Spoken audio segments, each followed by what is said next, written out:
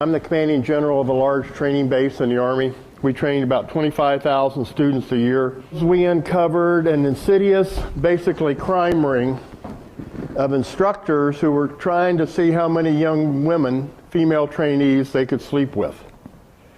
And these men were 35 years old, married, and their victims were 18 and 19-year-old privates. It's all in the book. We came down to a choice of what to do when we started to unravel this scandal.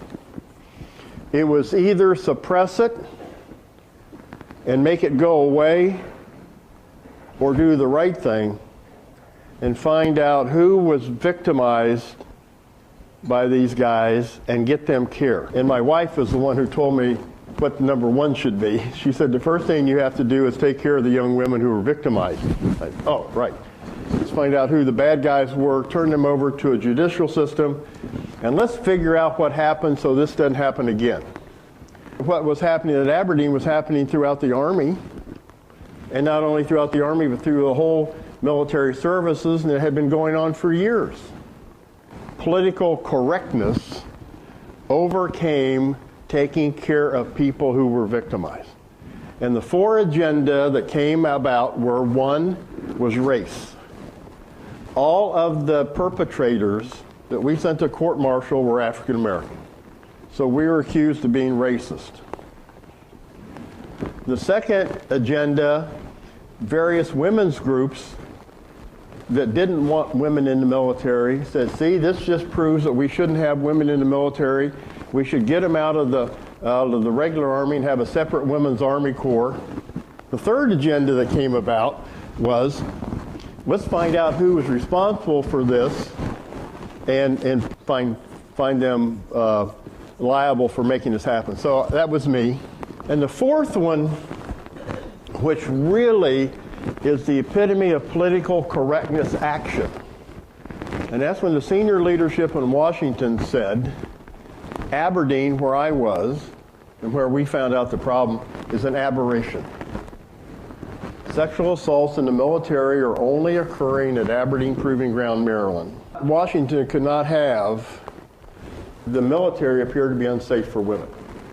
So that became the overarching political agenda which overrode taking care of young women and some men who were victimized. 80% of young men in high school cannot qualify to serve in the military. So we need women. The objective in Washington was to make the problem go away. So nothing really was done to solve the problem of sexual assaults in the military. I think from 1996, when we uncovered this, until 2010, when the government really got serious about doing something about the problem, somewhere between 250,000 and 400,000 young people, both men and women, were sexually assaulted in the military. This is not uniquely military.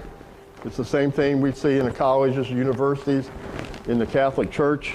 It's abuse of power. It's insidious. 1 in 4 women and 1 in 6 men will be sexually assaulted during their life, and we got to do something about that. So that's what I'm working on. I will give you an example of political correctness, a good example.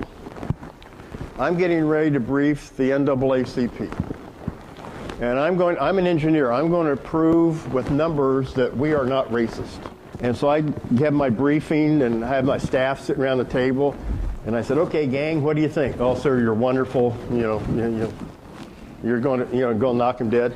I come to Lieutenant Colonel Mary Jo Clark, African American, and I said, Mary Jo, what do you think?